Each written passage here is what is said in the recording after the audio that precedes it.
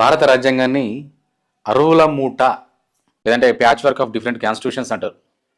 అతుకుల బొంత, అరువుల మూట. మంచి ఎక్కడున్నా తీసుకుంటే తప్పు లేదు అని అంబేద్కర్ అంటాడు. ఎందుకనంటే ఇవన్నీ కూడా వివిధ దేశాల నుంచి మనం తీసుకున్న అంశాలు. భారత రాజ్యాంగం ఇతర దేశాల నుండి గ్రహించిన అంశాలు. సో ఇక్కడ మనకు వివిధ దేశాల నుంచి తీసుకున్న ఏ అంశాలు చాలా ఇంపార్టెంట్ ఎగ్జామ్ ఓరియంటేషన్లో.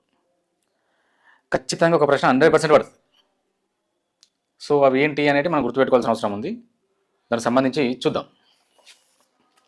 మొదటగా బ్రిటన్ చూద్దాం. సో బ్రిటన్ నుంచి మనం ఏం తీసుకున్నాం? బ్రిటన్, యూకే పార్లమెంటరీ ప్రభుత్వ విధానం. ఇక్కడ నేను రాజ్యాలు సేమి చెప్పను, ఎందుకంటే మళ్ళీ కన్ఫ్యూజ్ అవుతారు మీరు. మనకు ఒక స్టేట్మెంట్ ఇచ్చి ఇది ఎక్కడ నుండి తీసుకున్నాం అంటాడు, లేదంటే ఒక 4 స్టేట్మెంట్లు ఇచ్చి ఇందులో బ్రిటన్ నుంచి తీసుకుంది ఏది అంటాడు. సో అది కొంచెం కాంప్లికేటెడ్గా ఉంటుంది కాబట్టి మ్యాక్సిమం సింగిల్ లైన్ అడిగే అవకాశం ఉంటుంది. ఇది ఎక్కడ నుండి తీసుకున్నాం, లేదంటే 4 జతలు ఇచ్చి ఇందులో సరికాని జత, అంతే. సో కాబట్టి ఇక్కడ ఆర్టికల్స్ చెప్పాను, ఎందుకంటే మనకు ఇది గుర్తుపెట్టుకోవడం ఇంపార్టెంట్. నిన్న వీడియో కూడా పెట్టిన, పాలిటీలో మనకు సబ్జెక్టే ఇంపార్టెంట్, ఆర్టికల్స్ తర్వాత. ఫస్ట్ సబ్జెక్ట్ నేర్చుకుందాం. సో బ్రిటన్ నుంచి ఏమేమి తీసుకున్నాం? మనం ఫాలో అయ్యే పార్లమెంటరీ విధానం ఉంది. సో చూద్దాం ఒకసారి. శాసన నియమాలు, రూల్ ఆఫ్ లా, చట్టం చేసే విధానం, మన చట్టం చేసే విధానాలు, తర్వాత ఏక పౌరసత్వం.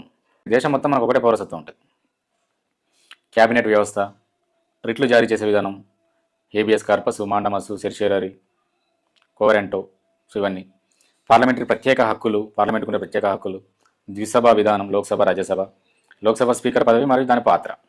ఇవన్నీ కూడా బ్రిటన్ నుంచి తీసుకున్నాం. ఇక్కడ చూడండి, పార్లమెంట్ అనే వ్యవస్థనే మనం బ్రిటన్ నుంచి తీసుకున్నాం. సో అందులో శాసనాలు చేయబడతాయి, అవి చేసే విధానం, చట్టం చేసే విధానం. తర్వాత ద్విసభ అనేది కూడా మనకు పార్లమెంట్తోనే సంబంధం కలిగి ఉంది. లోక్సభ స్పీకర్ అనేది కూడా పార్లమెంట్తోనే సంబంధం కలిగి ఉంది. కాబట్టి పార్లమెంట్ ద్రవ్య బిల్లు అనేదాన్ని అది ద్రవ్య బిల్లా కాదా అని డిసైడ్ చేసేది స్పీకర్. సో స్పీకర్ పదవి, దాని పాత్ర, ఇదంతా కూడా పార్లమెంట్తోనే సంబంధం కలిగి ఉంది. ఇది బ్రిటన్కి సంబంధించి. నెక్స్ట్ అమెరికా చూద్దాం. ప్రాథమిక హక్కులు చాలా ఇంపార్టెంట్. ప్రాథమిక హక్కులు అమెరికా నుండి తీసుకున్నాం. తర్వాత న్యాయ వ్యవస్థ, స్వతంత్ర న్యాయ వ్యవస్థ అనేది కూడా అమెరికా నుంచే తీసుకున్నాం. న్యాయ సమీక్ష, జ్యుడిషియల్ రివ్యూ, పీఠిక, preamble, we the people of India అనే వర్డ్ అమెరికా నుంచే తీసుకున్నాం. పీఠికకు మనకు ఆదర్శం అమెరికా. సుప్రీంకోర్టు, హైకోర్టు న్యాయమూర్తుల తొలగింపు విధానం అమెరికా నుంచే తీసుకున్నాం. ఉపరాష్ట్రపతి పదవి అమెరికా నుంచే, రాష్ట్రపతి ఎన్నిక అని ఇచ్చినా కూడా అమెరికా నుంచే తీసుకున్నాం మనం, ఎన్నిక. తర్వాత రాష్ట్రపతి అభిశంసన, ఇంపీచ్మెంట్, రాష్ట్రపతిని తొలగించే మహాభియోగ తీర్మానం. ఇవన్నీ కూడా ఇంపార్టెంట్, చాలా జాగ్రత్తగా చదవండి. Next Ireland and Canada.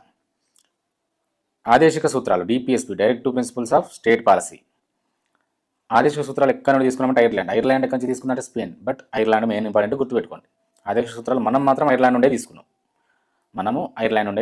రాష్ట్రపతి ఎన్నిక విధానం, ఎన్నుకునే విధానం అనేది ఐర్లాండ్ నుంచి తీసుకున్నాం.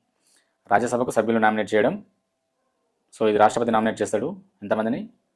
12 మందిని. సో ఈ విధానం కూడా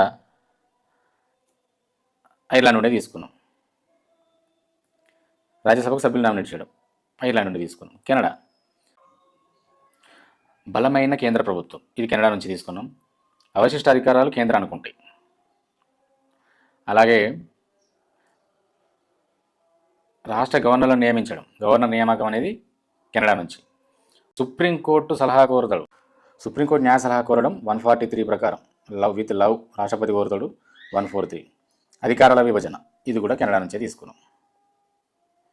నెక్స్ట్ చూద్దాం.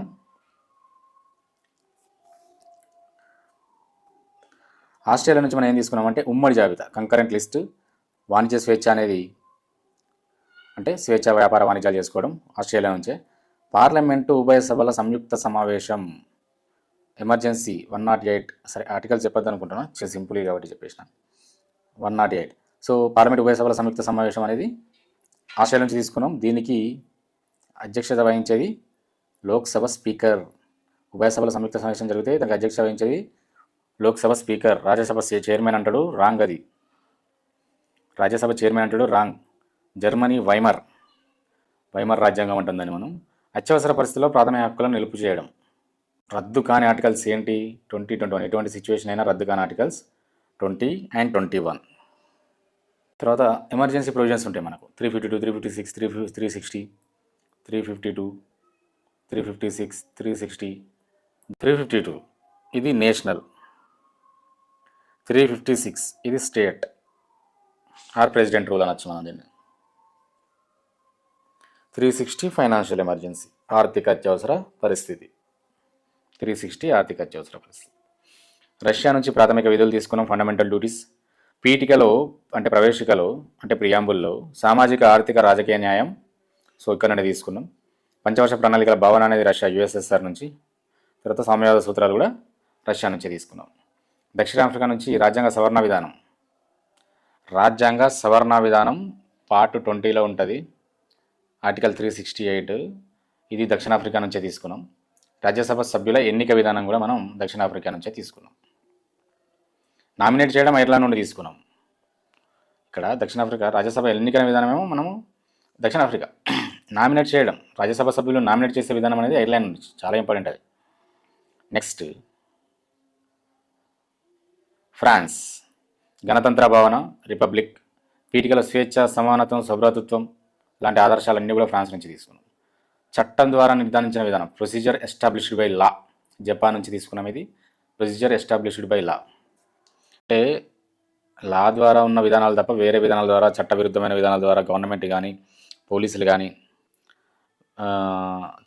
చట్టం ద్వారానే వెళ్ళాలి అనే రూల్ ఇది.